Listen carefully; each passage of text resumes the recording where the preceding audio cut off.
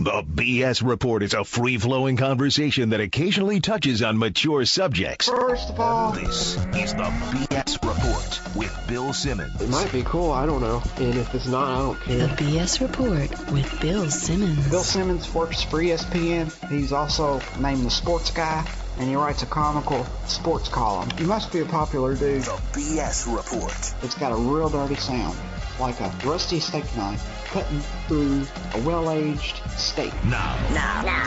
Here's Bill Simmons.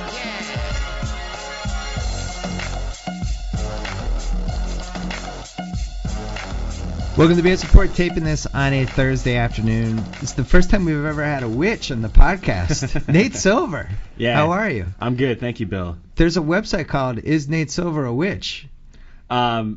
I don't know what to make of this. So I went out the day after the election with my friends for some drinks and dinner, right? Yeah. And my sister got me like a witch's hat, actually, right? And I'm like, okay, you can take a picture, but if it goes on Facebook or Twitter, then I'm killing you. Yeah. So she took the picture, right? Yeah. And just emailed it to my dad, and my dad was the one who put it on Facebook, and then somehow that got discovered and got cycled around. So you have to be careful now. Your dad made a Facebook error? He probably thought it would give me. He thought, the Silver family were always kind of poking at each other, Yeah. a little bit, right? So I'm not sure. I'm not sure it was a naive mistake so much as kind He of. might have leaked it. Yeah, Try to keep he leaked it you totally, down. right? Things were going too well for you. You had an amazing 6-week run, Thank you. and it was pretty cool. Like I feel like you it was a victory for math. I hope so, right? I mean, I hope Yeah. that, because it is, any one person at the center of something is always going to get too much blame or too much credit, right? Depending Yeah. on how things go, right? Yeah. So hopefully it represents something useful, and you'll see news coverage improve in a way where it is more analytic and data driven, and there's less just kind of BS in the way campaigns are covered. So I hope that's the legacy, instead of now Nate Silver is someone that people know more. Why do some people hate math so much? That's a big question. I think part of it is the way that math is taught in the United States, right? Where if you're learning literature, then you actually read a book, right? Yeah. You don't learn syntax and grammar, the abstract rules for it. You read a book and you kind of figure it out, right? Whereas math is taught where you're doing formulas and proofs, and it's very abstract, right? Yeah. I think kids should basically play in a fantasy baseball league or something. Seriously, if they want to learn statistics, right? Yeah. Have more of a hands-on experience and realize, math is applied to interesting real-world problems that can help you, win your baseball league. It can help you make money, help you plan your life in different ways, and it's a practical kind of thing. And I think a lot of people will say, well, I read the 538 blog, and I'm bad at math, but I like the blog anyway. And I'm like, you're probably not bad at math. You've probably been trained to think that by teachers who are required to teach to the test, and not really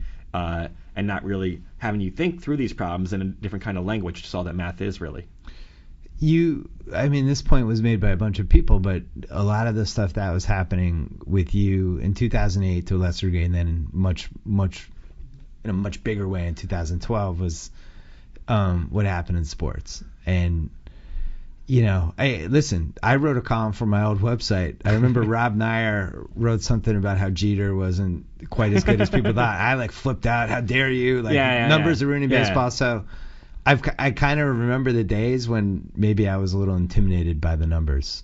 And I think, especially in baseball, clearly it's a number sport. It's the way to analyze basically everything that happens. Oh, sure, but I think there were a couple things that went on. Number one is there's competition for jobs, basically, right? So the scouts, I think, were afraid that the stat heads were going to come in and steal their employment. I think people eventually realized that, look, you make your money in baseball by having good young players. You're paying only, quote unquote, $1 million a year, who are worth $20 million in the open market, and both stat heads and scouts can help you do that. So it's really more of an alliance, I think, than anything else. And the A's, when I talked to Billy Bean for my book, he said their scouting budget is larger than it was in the pre-Moneyball era, right? Because the scouts are still people who you're hiring for $50,000 or something, right? And if they help you sign a $20 million a year player who you're paying 1/10 of that amount, and that pays itself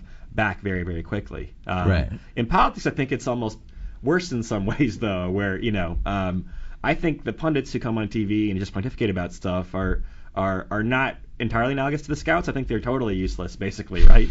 They are good scouts, and they're actually, perceiving things that you can't necessarily see in the stats, especially for young players. You have a bunch of 19-year-olds, and which one of these guys has his head screwed on straight? It's a difficult problem to solve. Whereas in politics, they're not going out in the field and scouting different things, right? They're not going and saying, oh, this congressional candidate in Western Kentucky is going to be a real star one day, right? They're getting information from the campaigns, which is basically spin and kind of regurgitating it and recycling it, and then talking amongst themselves in ways that are very detached from reality, right? I mean, the whole kind of Georgetown party cocktail circuit thing, right? There's some truth to that, I think, where it's a closed kind of industry and you're reporting gossip among your peer group, really, and passing that off as being newsworthy. And it seems like there's much more shtick in politics, for lack of a better word. In sports, there's some people that have shtick, and you kind of know who they are, and they know who they are, and it's all part of the game. And in politics, who doesn't have a shtick? Well, and in politics, or in sports rather, you get called out a lot more quickly, right? You can talk about how Tim Tebow or something is the savior of the Jets. I guess he hasn't had a chance to really play yet, right? But you're playing games every day or every week, right? So there's a scoreboard, there's wins and losses. Right? Yeah, you could say, well, I made a good prediction and it got unlucky, right? Yeah. But you have games every day, and so you have better incentives to improve your prediction. You get better. You have people who are willing to say, look, I was wrong about things more, and so that's nice. We have a test of our knowledge constantly in sports. Whereas in politics, you can be wrong for 4 years at a time, or you can be lucky or unlucky for 4 years at a time. It takes a long time for that to work its way out of the system. And there's almost no way to be right in politics. It's almost all opinion. It's all like, I think this. And in sports, it's like, I think this, and also I was right because the Nuggets beat the Sixers. Yeah. People defend their arguments a lot better, I think, in sports, right? Yeah. And you also have this other thing in politics, too, where I think there are people who are kind of post-truth, I guess, right. I'd call it, right? Where it's like, well, we it's an industry based on manipulating how information is presented to the public, right? Yep. And maybe there are some people who can stand at arm's length and say, here's what I think, but here's what I'm going to say because I'm a Democratic operative or Republican operative, right? But I think people get lost in that eventually and lose the ability to differentiate what's really going on from their subjective view of things. And again, in sports, it's they play the games, right? And so you have more of the right ratio of talking to actually experiencing whether your predictions are at all realistic. Well, and also in sports, you defend your team at all costs, but you'll admit when your team is like, yeah, A-Rod sucks. I wish we weren't paying him that much money, or like with the Red Sox. Yeah, boy, that was a disaster. The Carl Crawford signing. In politics, you can't ever admit failure. You have to stick to whatever your side is almost all the time, and it's just you're almost blindly clinging to this is what our side believes, and we have to defend this, and we have to attack the other guys, which is really the biggest reason why I don't like politics that much. Because it's basically two ideologies that's it. There's like no room for debate or it's depressing. No, not really. I think it's gotten, if you look at their stats, for example, on how Congress votes, and you can see how often do Democratic and Republican congressmen agree on anything, and it's becoming more and more divided every year. I think that it coincides with a big increase in the extent of partisanship since about 1980, and that kind of coincides with the rise of cable television, basically, right? Yeah. And political radio, right? So now that people are so used to talking in their own circles where they don't have to actually disagree with one another, then you get a reality check, I guess, every 4 years at the election. But it's very primitive in some ways. Like when in English football, where they had to actually kind of wall off the two sets of fans from one another, right? Because they'd kill each other otherwise, right? It seems like we're still in that era maybe in politics. And it seemed like an inordinate amount of people on the night of the election turned to Fox News to enjoy how upset everyone on Fox News was. That almost became part of the night, especially in social media. It was like everybody's like, turn to Fox News, turn to Fox News. Well, the fact that they, that Roger Ailes kind of threw Karl Rove under the bus was interesting. It was riveting. Right? It was riveting television. So these people came after you. Yeah. And in some ways in really mean fashions, which, you know, I'm sure you already felt like you had enough at stake and you're getting an incredible amount of attention. I mean, you're a writer. You know, it's not I mean, it's happened a little bit to me too, where you're just like, how did I get here? Yeah. I'm just a guy who was banging away at some keys. Well, that's the thing, right? Is you're kind of there and you're going through your routine and you're someone who only has, 24 hours a day and you have to sleep and eat and every now and then go out with your friends and your day hasn't beer, changed, right? And travel and right. So you only have a certain amount of time to process everything. And in politics, you only have the one election every 4 years. It's like having it's like having the World Cup and the Super Bowl and the World Series all at once, right? You're once so every busy. 4 years. Yeah, you're so busy that you almost don't have time to kind of process everything, but in a way that's frankly probably helpful, right? I mean, if you start spending too much time reading your own press clippings, then you can get carried away. Well, but I mean, I imagine your friends and family must have been like really upset at some of the stuff that was going on. They were, but but that's also your support network, right? Where when you're out with your friends, you still feel like you're on a level playing field because there are people who have selected you or chosen you based on success or failure, right? Yeah. So it always has a leveling effect, I think. Well, the other weird part of it was, I don't see how anybody could have said you had ulterior motives. Like, you basically created this formula, or what's the best thing to call it? A system? Yeah, it could formula or a system or an algorithm or a program or whatever. And you kind of figured out how to game the best 10 polls, best 12 polls, whatever. You throw out the top one, the bottom one, and you look at all the polling data. You take advantage of other people's things and put it into one larger thing. It's not like you're putting an editorial spin on it. It is what it is. It's, and there's judgment involved whenever you build a program or design a model. But we explain everything in very, very explicit detail, right? But I think, again, it gets back to this kind of post-truth thing where people believe that if they're a partisan hack, basically, that they think that, well, everyone's a partisan hack, right? And there was some side that's like, well, Nate Silver seems like a reasonable person, and that's just a trick to prove how liberal he is, right? It's very manipulative, right? And that's one of those things about politics that kind of drives me insane, I think, right?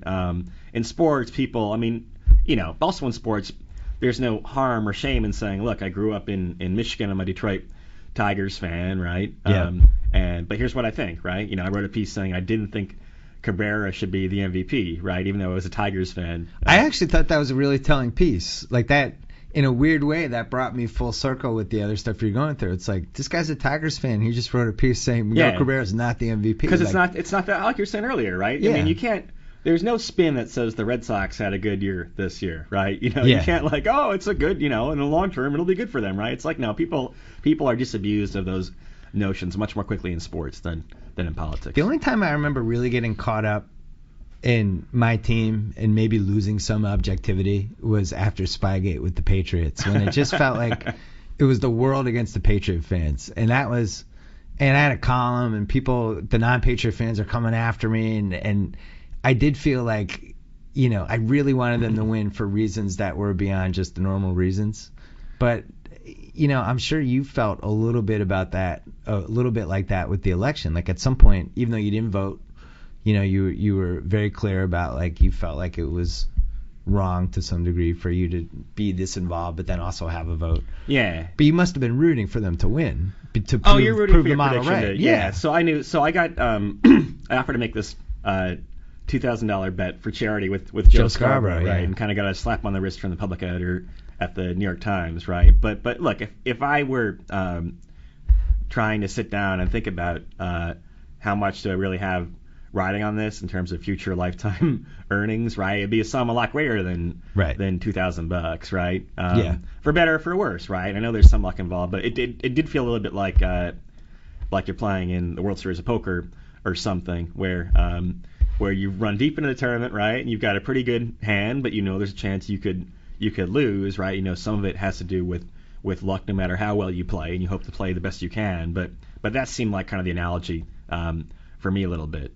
Well, that's interesting you mentioned poker, because in 2004, you actually started dabbling in the whole poker world, trying to make some money on it, right? Yeah. So you had, after the, I'm not sure people realize, how many bad poker players there were in the immediate post Chris Moneymaker phase. It would be a good documentary. Yeah. Where, it's like, well, they watch ESPN, and ESPN was terrific for the game or sport of poker, whatever you want to call it, right? And you're thinking, I'm good at percentages. I could do that. But it's a lot easier to be good at poker when you can see the person's hole cards like you can on TV, right? When they add out the 20 hands that Chris Moneymaker played bad to show the 40 that he played pretty well or caught lucky cards, etc. Right?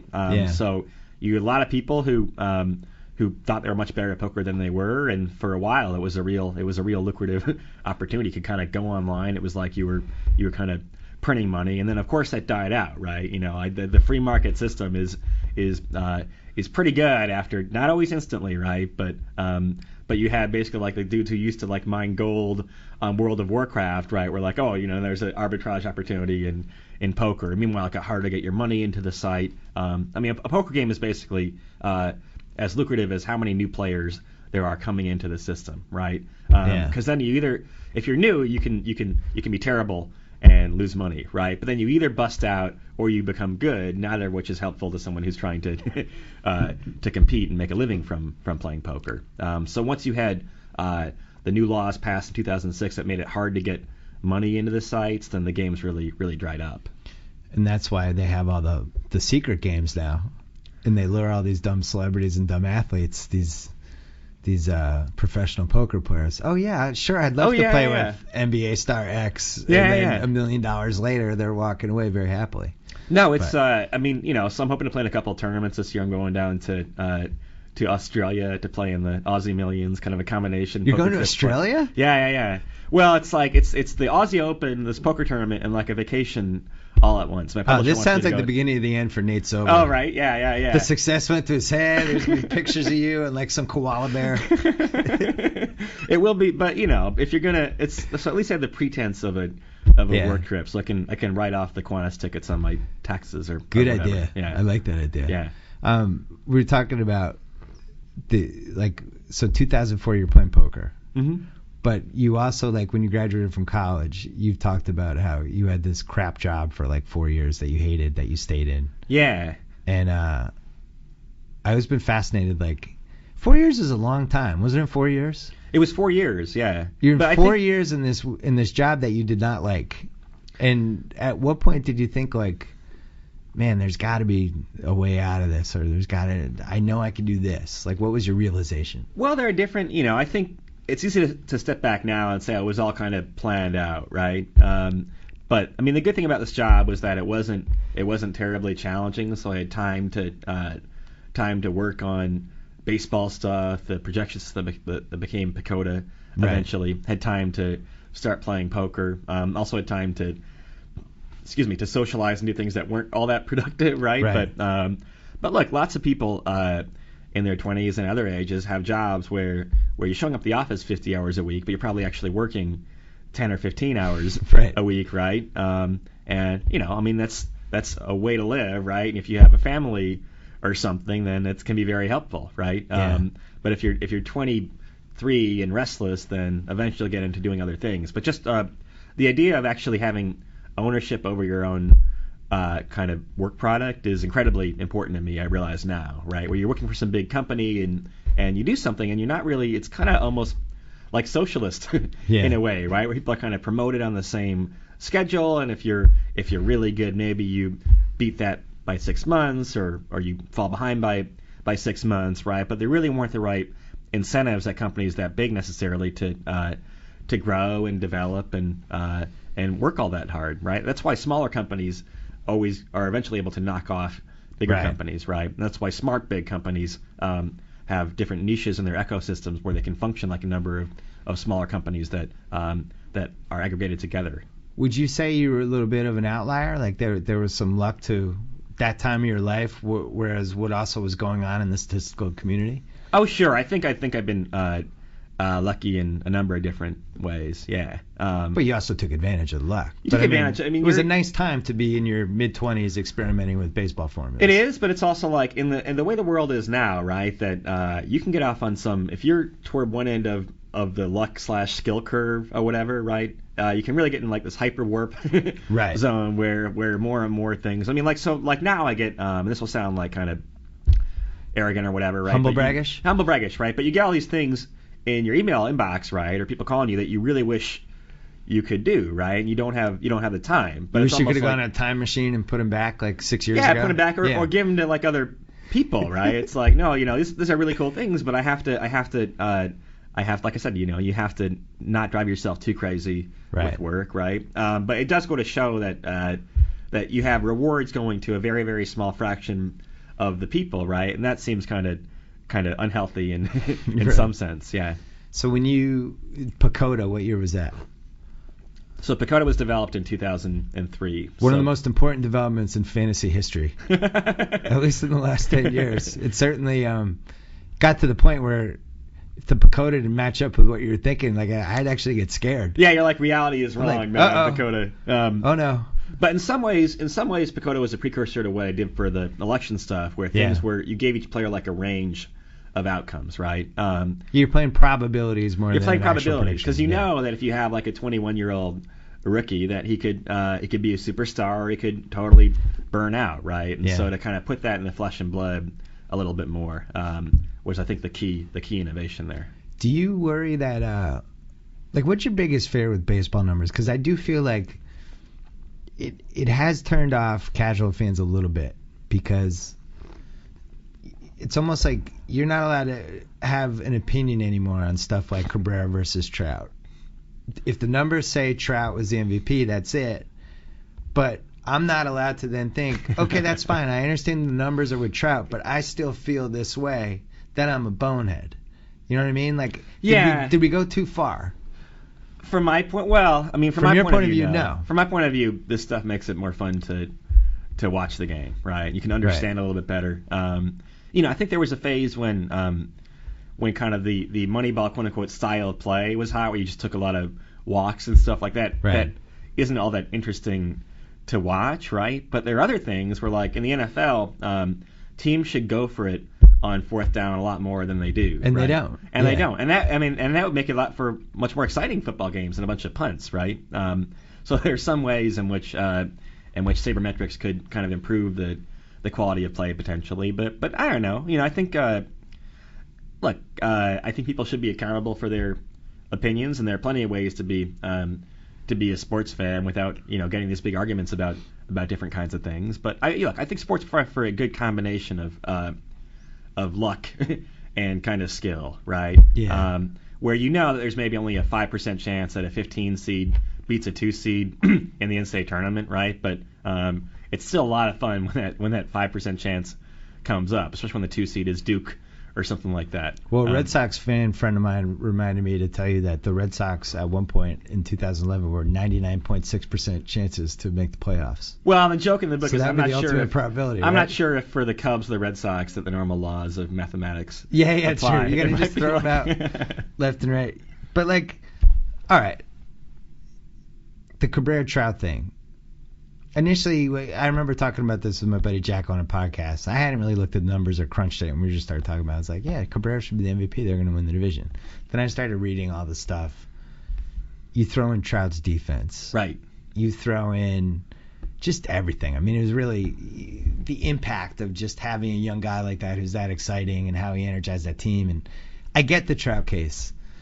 And if I had to do it over again, I probably would say, yeah, you know what? Probably Trout, because the defense is such a big part of it. But if I had a friend who said, I'm only voting for the most valuable player if it's somebody that made the playoffs. If Cy Young, that's fine. I'll vote for the 12-12 pitcher. But for most valuable player, it has to be a playoff guy. Yeah. Would you say that guy's an idiot? Well, I don't know. I think you need a consistent set of criteria, right? So that means you shouldn't have Trout on your ballot at all, for example, right?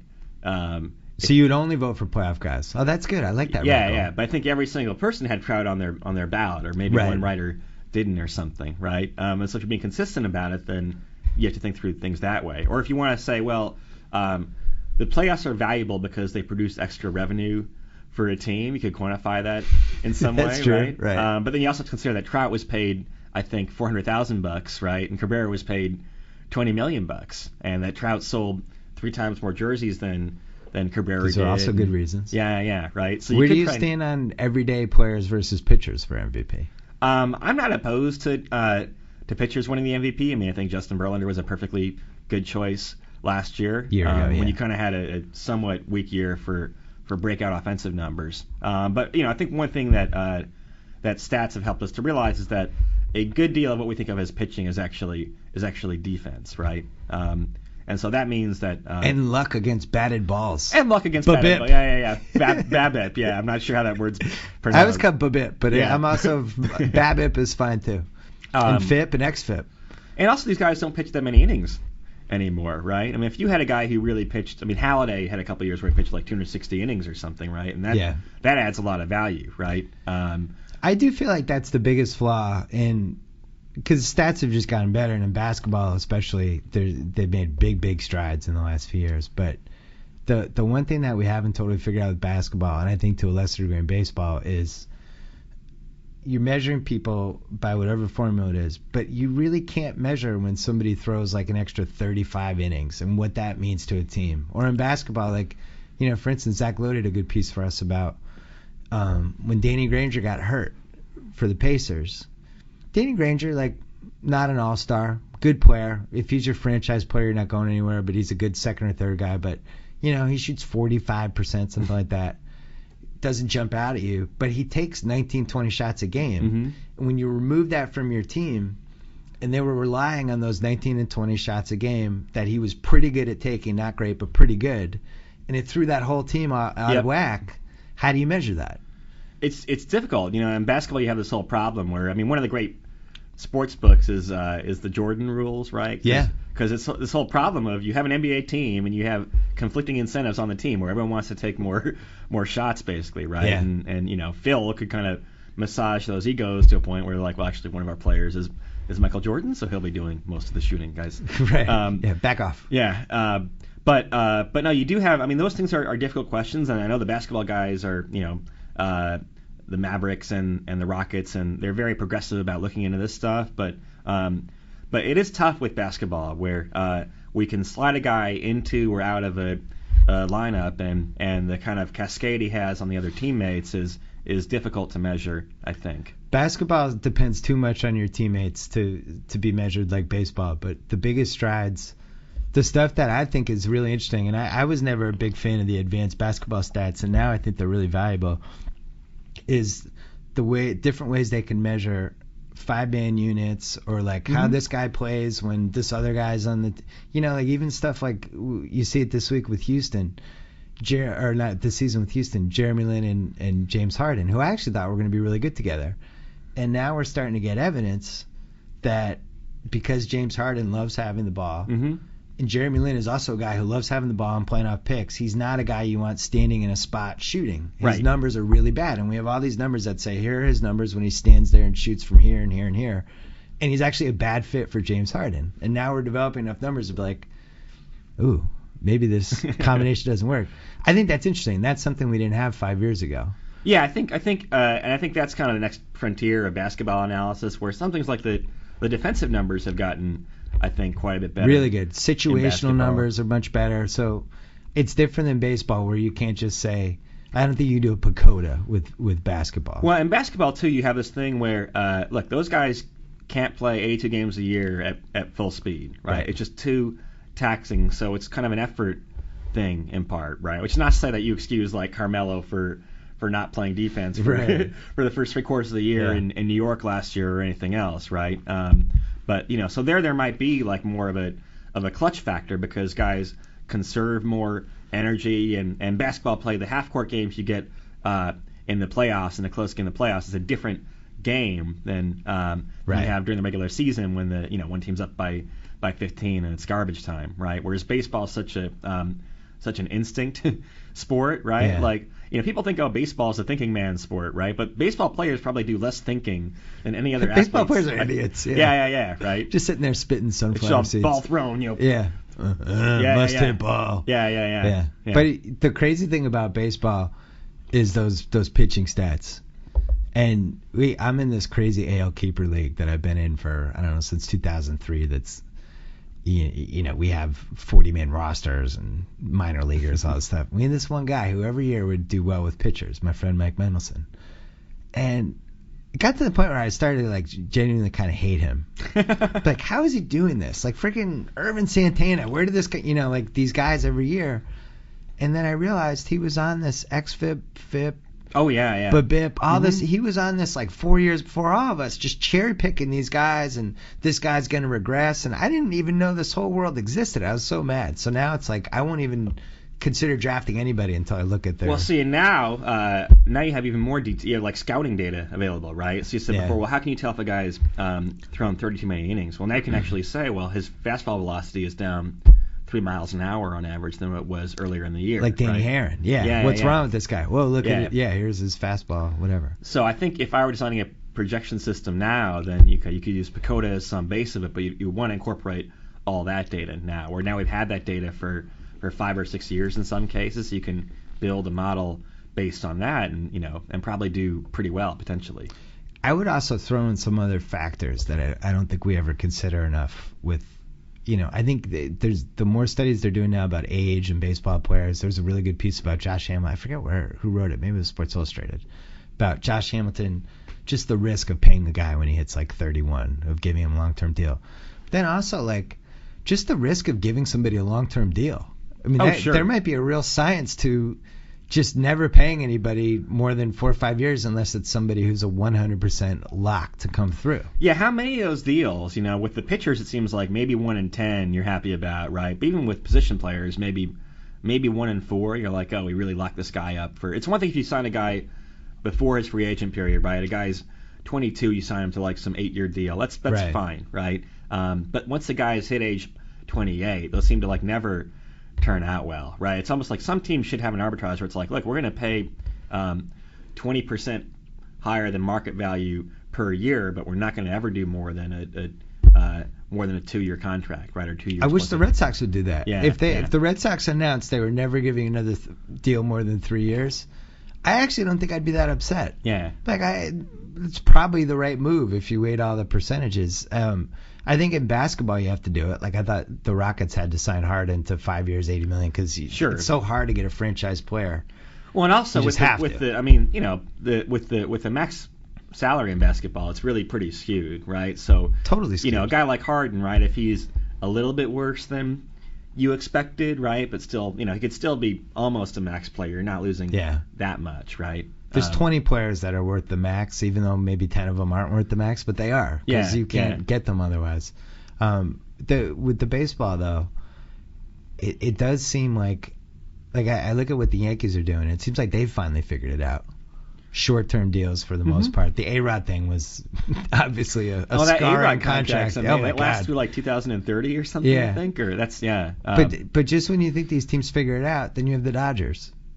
And they take on all the bad Boston contracts, and they're going to overpay Zach Greinke probably, and there's just always going to be the 1 or 2 dumb teams that are just going to be like throwing money. Here you go, here's your check. Well, yeah, or the maybe the Cubs before Theo, right? Right. But yeah, that's the problem now is if you're just someone who is basically kind of average now, right? It's the same thing with poker, right? Where I was like I was probably in the 90th percentile of poker players back in the day, right? Yeah.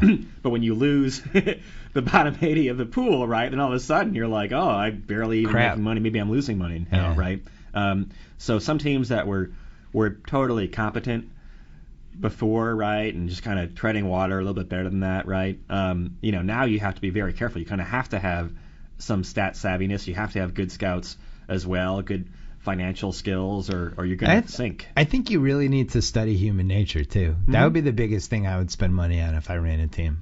Just just how different people deal with it mentally when they get paid. Like think about let's say right now the New York Times gave you $150 million over the next 5 years, right? Yeah. Now you're like, I'm actually gonna buy a condo in Australia when I'm there. I'm gonna do this. I'm gonna do that. And now you got the election coming up. Hey, Nate, did you start working on the election? Yeah, I'll get to it. I'm going to a party tonight. Because you don't care because you're getting paid. Right. And I do think some of these guys feel that way. Like, I think they get paid and they're validated, and that's it. They don't have to work anymore. Yeah, the contract year phenomenon is a real issue with some guys, right? Yeah. And I think baseball should should allow for more flexibility as far as incentive-based deals, right? Because that's kind of the more efficient way to do it economically. But yeah, figuring out, is this a guy who's going to respond well to a long-term deal, right? And that seems to get lost. I mean, you can predict how much a guy gets paid based on his stats, pretty much, right? But it seems like figuring out that character stuff, right, is somewhere where you could potentially avoid making some bad decisions. And the incentive, like I've been really fascinated by what Dallas did this year, the Mavericks, because. And I was against it. I was like, I still feel like they threw away the title last year by not bringing back Tyson Chandler. And now you look at this year, it's probably the end of Dirk Nowitzki's prime, or getting close. He's still banged up. And when they couldn't get Dwight Howard and Darren Williams, they went the other way with this weird 1-year contract thing. And they went O.J. Mayo 1 year. They traded for Darren Collison. He's 1 year. They traded, or they signed Chris Kaman. They got Sean Marion for 2 years. They have all these guys who are on 1 or 2 year deals. And Dirk hasn't played yet. They're still 500. Yeah. They lucked out with O.J. Mayo, who's playing for this max contract. He's playing out of his mind. Yeah. Weirdly, they might have stumbled into a strategy here. Yeah, maybe, right? You get a bunch of guys who are really hungry. Hungry guys. It's the hungry strategy. Absolutely, right? And now I'm wondering, like, if I'm a small market team and I can't lure free agents ever, maybe that's a strategy to use. Well, it's always the mid-tier deals that kill you, right? It's like, always, you mean like Jeff Green for $36 million for 4 years? Right? That kind of thing, 8.3 PR? The max guys, I mean, you can get burned, right? But, you have your max guy or two, right? And then, sign everyone else to sign a bunch of spare parts to guys for I would never, if I was a GM, I would never sign a guy for like 8, 9, 10 million. I think those are the death contracts. Absolutely. Yeah. That's why the Bulls, like, they gave Taj Gibson $40 million 4 years, and all the Bulls fans love Taj Gibson. He's a great defensive player. It's like, he's a role player. You don't give $10 million a year to a role player. Like, you save that money for the big guys like James Harden. And the way the cap's moving, it's going to be really interesting. And maybe Dallas has stumbled onto something. They're certainly one of the smartest teams. Maybe they figured it out. Well, that's the thing too. Is there's much more differentiation between the first best player in the league and the 10th best, right? And between the 100th best and the 120th best, right? And so you always have options. So you can always kind of get a league average player, not always, right? But you can pick those guys off the waiver wire sometimes, right? A guy who's been not had a good opportunity. Those guys are there every year. Yeah. There's a bunch of them. Like, I was watching one last night, Andre Blatch, who killed the Celtics. Yeah. Who actually wanted the Celtics to sign. He's one of those guys that he was a bust in Washington, but he was talented. He clearly just needed to change of scenery, and Brooklyn got him for the minimum. And he's talented. Like, it was a good signing, and those guys are sitting there every year.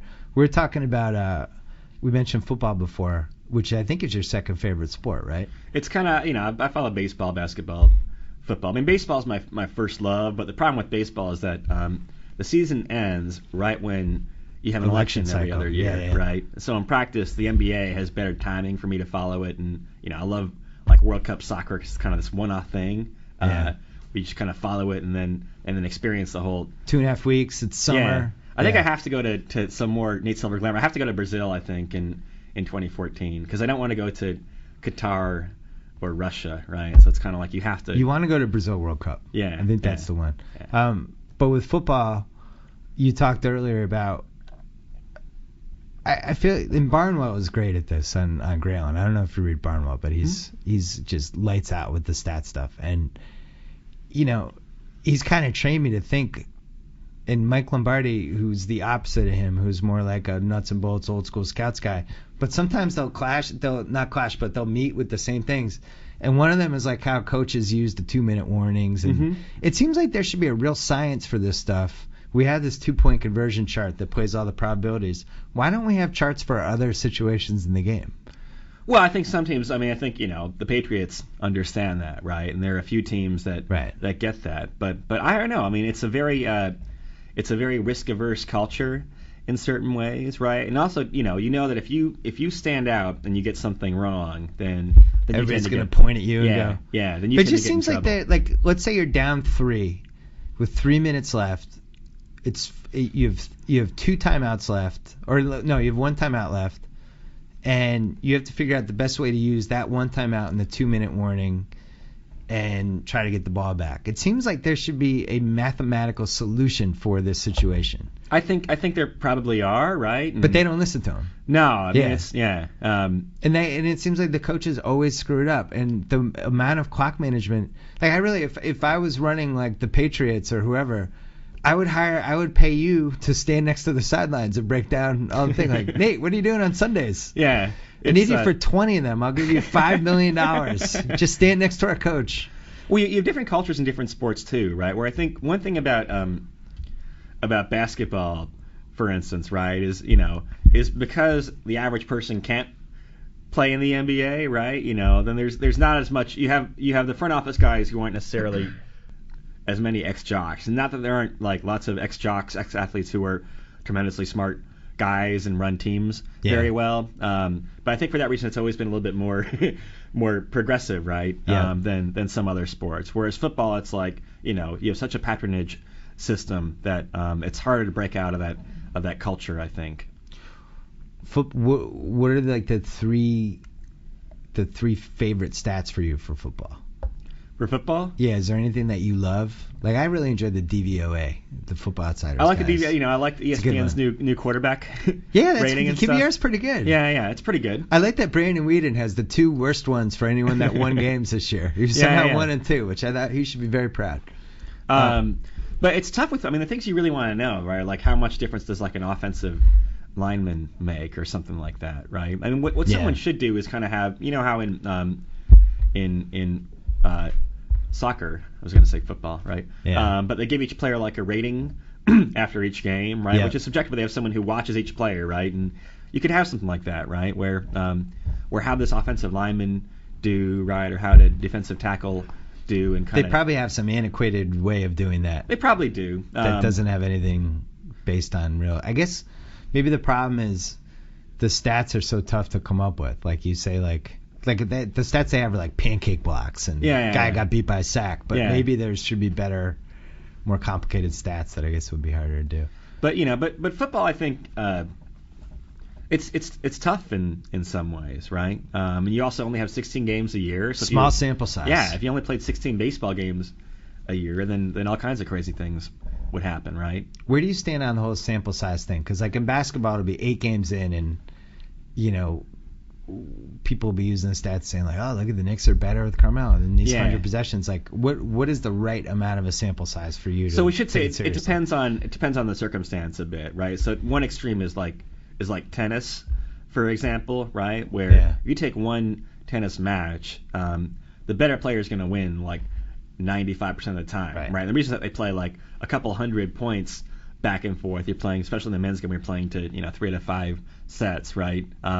And so it's how you think about sample size in part. I do think people have to be careful with all these different combinations of when a guy's on the court or off the court, right? The further you this is the same thing you have in polling, right? Where the top line numbers are okay, right? But if you want to say, well, how are Obama and Romney doing among, Hispanic voters named Tito who live in New York or whatever, right? Then that takes you don't have nearly as much data. So I think people should be careful about coming to too many overly cutesy and precise conclusions too early in the season. But also you can look at how things are going visually, right? It's and that is again the funny thing about the NBA, because it's such an effort sport, right?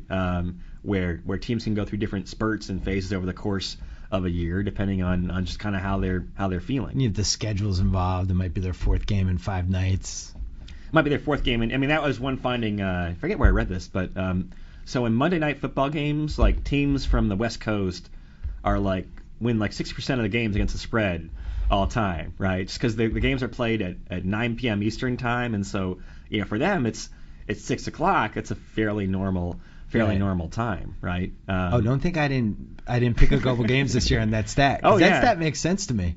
I mean, it's the thing, right? I mean, that's an example of where stats is just telling you something which is totally intuitive and logical, right? I found in the NCAA basketball tournament too that teams that travel from across the country, right, to go play in the Greensboro regional against every year Duke and North Carolina get free home games in the tournament, right? That's it's the same effect as playing a road game basically. In your book, The Signal and the Noise, which is still doing really well. It's been out for what, 2 months? It's been out for 2 months, yeah. And we're number 5 on the Times list behind the Navy SEAL, which I don't mind being behind the Navy SEAL, and 2 like Bill O'Reilly books, right? So not All In. Is All In ahead of you? Or I think we're ahead of All In. Nice. Yeah. In your book, you devoted a chapter to Bob Voulgaris, who is a professional NBA bettor. It made me wonder, like, you've kind of figured out this political election thing. I think sports gambling could be the next big thing for you. Well, Bob's very good, right? And Bob spends probably 80 or 100 hours a week working on. So would you say he's a kindred spirit? I think so, right? But the point is that you can't, and he would tell you if you spent half as much time, right, doing it, then he might not have as much of an edge, because he might be, in my view, the best sports bettor in the world. It's the best one who's above board and just betting based on publicly available information, right? Yeah. But he still only gets 57% of his bets right, and that's 57 is enough to make a profit, right? 57 is enough in his case to make a good profit, and lead a really nice life, right? Right.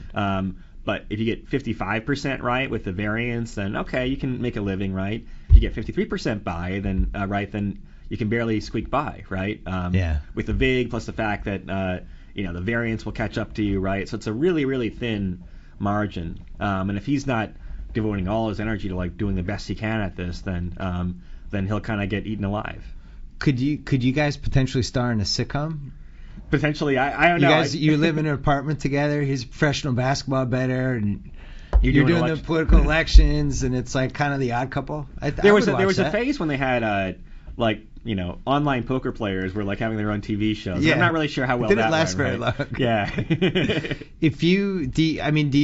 Would your advice for sports gambling be just not to gamble unless you were spending 100 hours a week on it, like Bob Voulgaris? Well, it's the same. If gambling can be fun potentially, but no, right. You probably shouldn't expect. It's probably 1% to 5% of people can really make money over the long run. Can't you just cash in and then spend like 9 months just trying to figure out like our parlays and 3-team teasers and over is all that stuff really worth it? Somebody needs to do this. I need to know once and for all if these sports bets are worth it. I mean, you've solved the election. This is all gravy for you at this point. Well, the problem is a cherry on the sundae now. If you detect an anomaly, right, then someone else will catch up to it, right? So you have this. So one thing Bob is very good at doing, right, is picking up on little patterns and how guys are playing, right? Like a guy in his contract year might be taking way too many shots, for example, right? And so their games might go over the total, right? Well, he was like great with the post-lockout last year because he was just going under because all the guys were so tired. Exactly, right? Figuring out things with referees, right? So it really requires actual like basketball knowledge, right? If you just kind of crunch the numbers, then you can do pretty well and maybe win, 50. If you look at like the AccuScore ratings or something, right, which are objective, I think they beat the spread like 51 or 52% of the time, right? Which is impressive in some sense over the long term, but also means that that's not really enough to cover your downside risk and your costs, etc. Right? So you actually have to have hypotheses that are rooted in actually being a basketball fan, right, and an observer to do better than that. And like you, he guards his little system pretty carefully. I thought one of your smartest moves ever was never revealing what your system is, and I actually think this was Billy Beane's biggest mistake.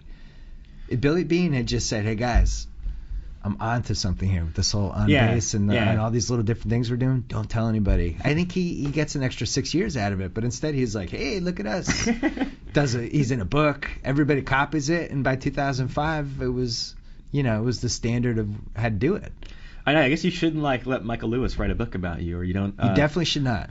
Yeah. So I disclose a fair amount of the methodology at the Times, right? And it's not all that complicated necessarily. I mean, it is a product that I license and I make my livelihood doing that. So I'm not like literally going to reveal the formula. And you shouldn't.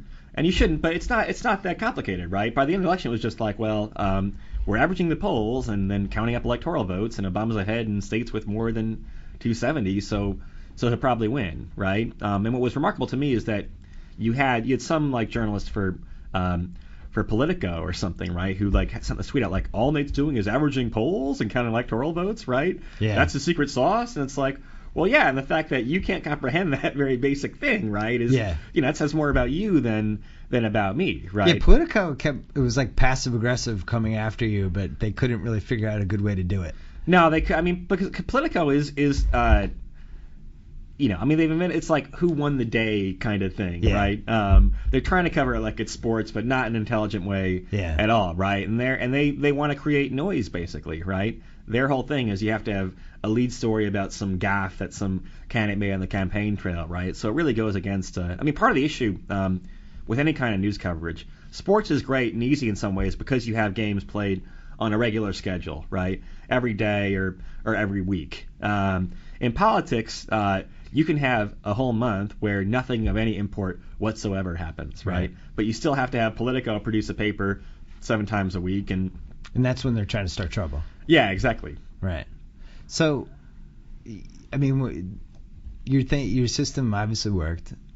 The day of the election, the day after, there was such an outpouring of affection for you by all the media members and the statistical community, and the internet is a place that is, it can be really negative, and even if somebody's doing well, there's always going to be the backlash to that and people taking shots. And in your case, it was like a 100% approval rating. It was kind of amazing. It was a little surreal, yeah. Like my phone was like, I guess a text message like every 5 seconds and stuff like that, right? But I was mostly just relieved, frankly, right? What'd you do that night? So I was blogging until 2 a.m. There's kind of a crappy bar across the street from the Times, and Micah Cohen and I, who co-writes the 538 blog, got a beer, and there were other Times people there, so it was kind of fun. But I hadn't actually slept the night before, right? Where we wanted to have something. You didn't sleep because you couldn't sleep, or you just didn't have time? Well, so we wanted to have something where in real time it updated the forecast, right? So you get the first votes in from Florida, and it figures that out, right?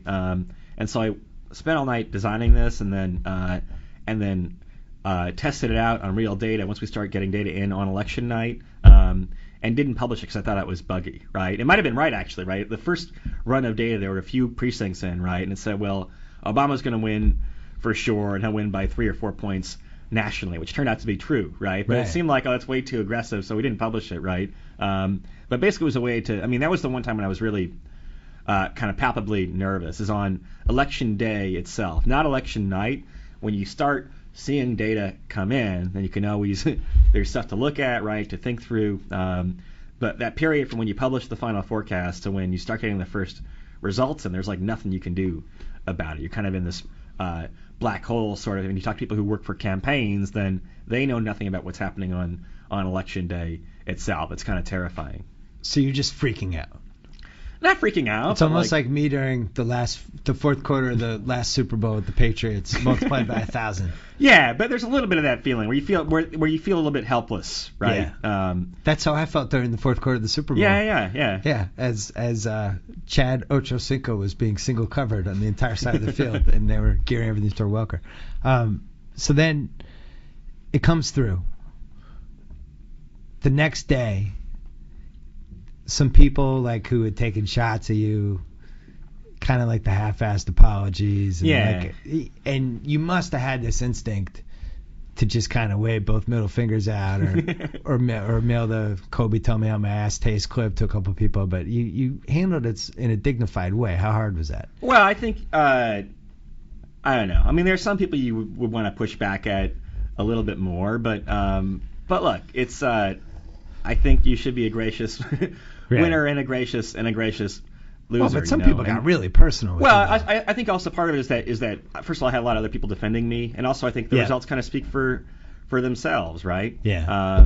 But it's also like I'm not going out of my way to say, so and so apologized. He's such a great guy. I'm kind of not big on apologies. I think apologies make sense for if you really have under two circumstances, right? Or if you really just did have some one-off mistake, right? I went to Vegas and X and Y happened. Sorry, honey, right? It'll never happen again, and you're sincere about that, right? Or you've had a repeated mistake, and then you're really changing your philosophy on your outlook on how you're doing things, right? But these guys are going to be making the same partisan kind of comments 4 years later, right? Unless our formula has Rubio winning or whatever, which it very well might. I hope that if Republicans win the White House in 2016, that we will correctly have predicted that, and so you might kind of have a reversal of roles even. But I think these guys are not likely to change their behavior very much, right? And under those circumstances, an apology is a fairly empty kind of gesture. I agree with you.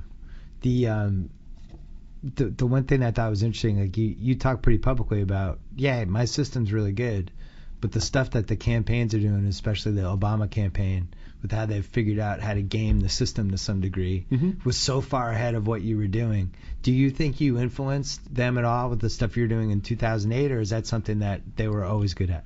I think they were always very data-driven. So I did a piece yesterday on the 538 blog about, if you look at the companies that are the leading tech companies, 97% of donations at Google went to Obama instead of Romney. So I'm not counting Ron Paul. There's a lot of like libertarian culture there, but among the major two candidates, or 91% at Apple, or 89% at Facebook, or 83% or something at Microsoft, right? So, if you have the best and brightest tech minds, the geeks, are working on behalf of the Democratic campaign and not a Republican like Romney, then that creates a problem, I think, for Republicans trying to build out their databases and their IT systems and everything else. And so a lot of the groundwork they did in 2008 was a huge advantage in 2012. It's like what would be the sports equivalent of what with that advantage?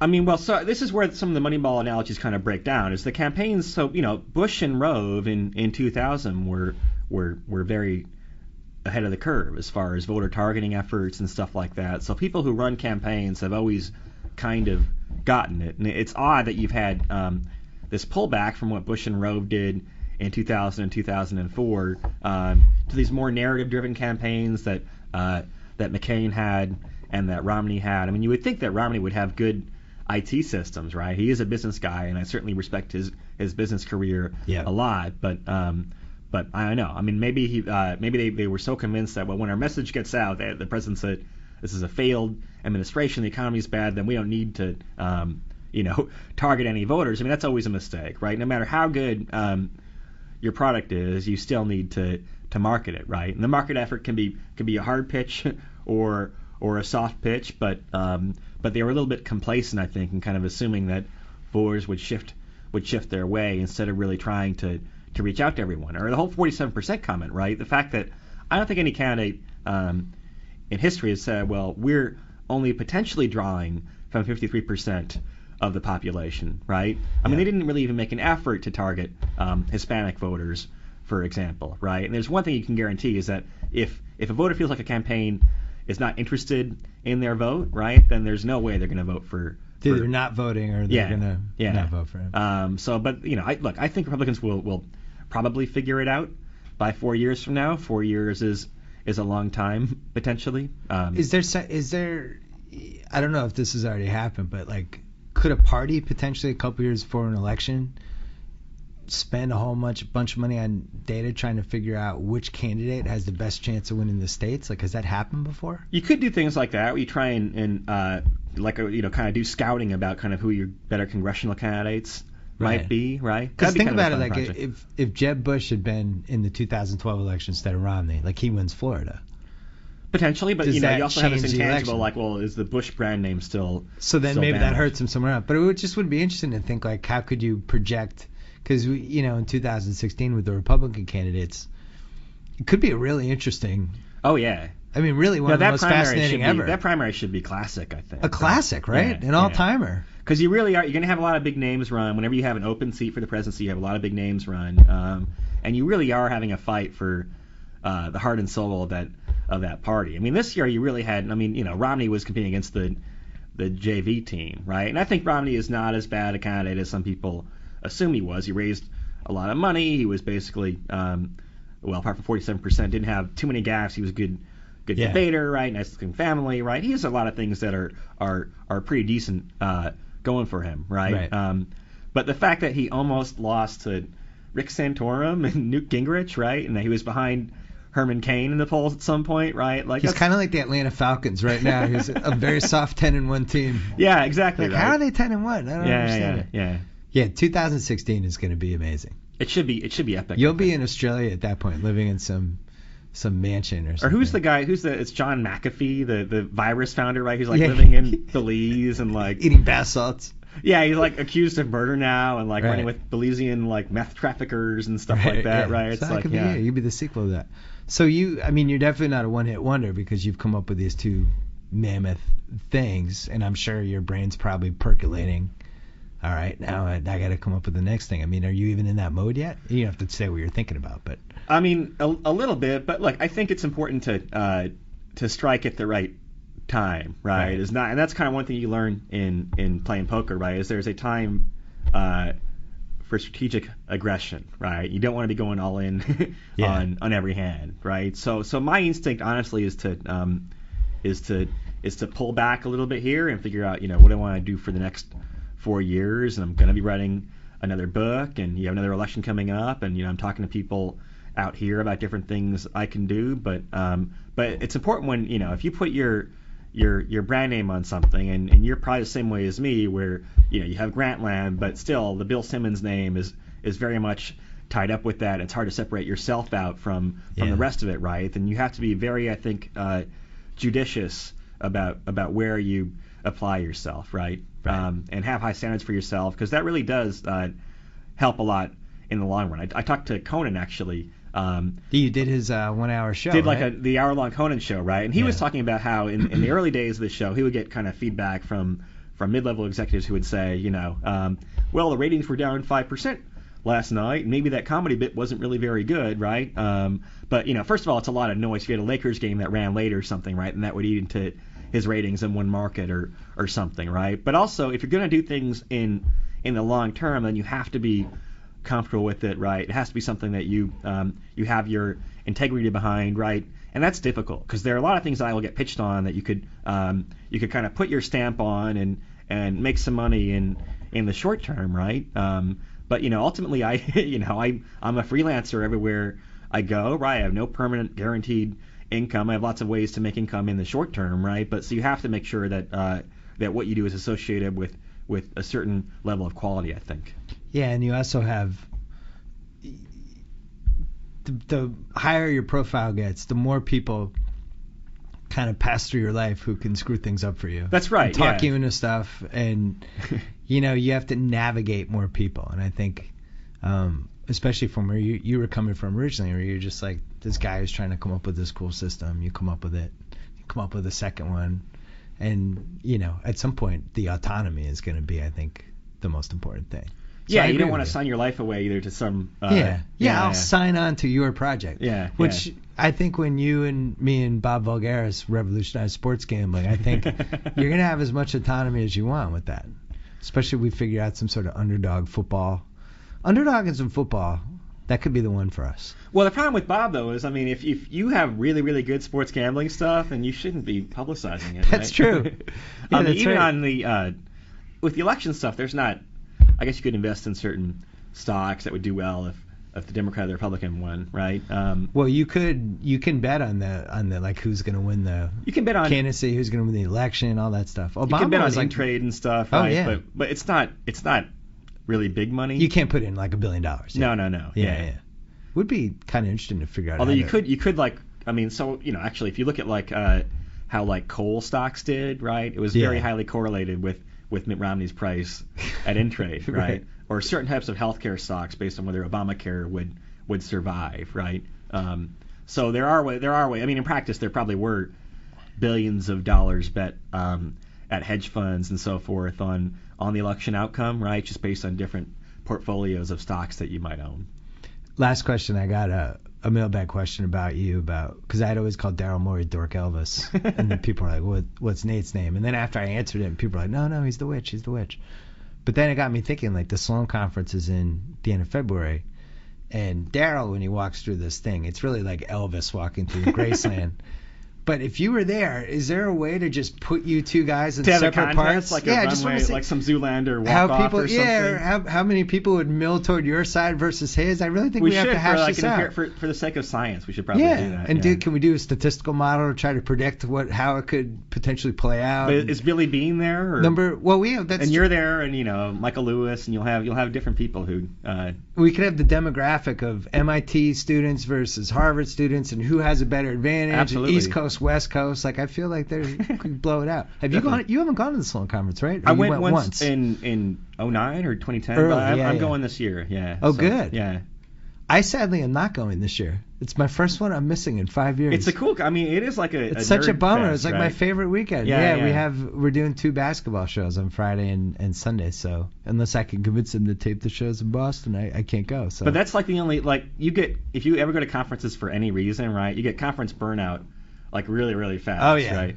Yeah. And you're like, I don't want to go to these panels. I'm just going to sit in my room and like. Yeah. They're fun for one day. Yeah. They always do 2 at the Sloan. So, but it's been interesting, and I've definitely learned a lot of the different things. And the best part of the papers, you got to sit in on a couple of those. These people, one guy had a great paper. I think it was last year about Dwight Howard's block shots. And it was based off something I had written about how he had these meaningless block shots, and the guy's like, I'm just going to test this. And he went and dove in it. I thought it was like the coolest thing that this guy I mean, there's so did much a deep more. dive on it. We are really in an era now where there's so much more with all the advanced stats, right? And not just stats that are different ways to measure things, but things that we weren't able to measure before, right? Like now you can actually track what happens after Dwight Howard blocks a shot. Where's the ball go, right? Or you can track, how does fastball velocity change over the course of a game, right? I mean, there's still really all this stuff that hasn't really even been explored and mined fully, right? Were you following what's happening in basketball? Zach tweeted today the 14th team has bought this camera. Basically, it captures every single motion that a player does. Yeah. And they don't even totally know what to do with the data yet, but they're just we're just going to accumulate the data and then we'll figure out what it means. Yeah, it's like if you put someone took someone from 1985 and they're like, and you sat in front of a computer like, here's the internet. Right? It's like, what would they do? They would freak out, right? Yeah. Well, we have Kirk Goldsberry who does these shot charts for us, and they're amazing. He breaks down like, here, look at the difference in LeBron James's game due to his shots, and it's like this big circle, and his shots came from all over the place in 2011. Then last season, it's like, they're all from this one cluster, like 10 feet from the basket. It's amazing to look at. Oh no, and you could see LeBron had some code. Maybe he figured out himself, right? But he finally stopped taking as many 3-pointers. He's better. Right? And it's like, It's good. I like where everything's going, and you played a big part in it. Congratulations on all your success. Well, thank you, Bill. An honor to have you in the BS Report, and we should mention your book. The Signal and the Noise. Amazon.com. Amazon.com. Or any bookstore. The 3 bookstores that are left in America. It's probably in those. But Nate Silver, thank you. Thank you, Bill. So I get to sign off. Whoa. Thank you for downloading the BS Report with Bill Simmons. Too much fun. Check out more podcasts at the iTunes Music Store or at Pod Center at ESPNradio.com. Peace out.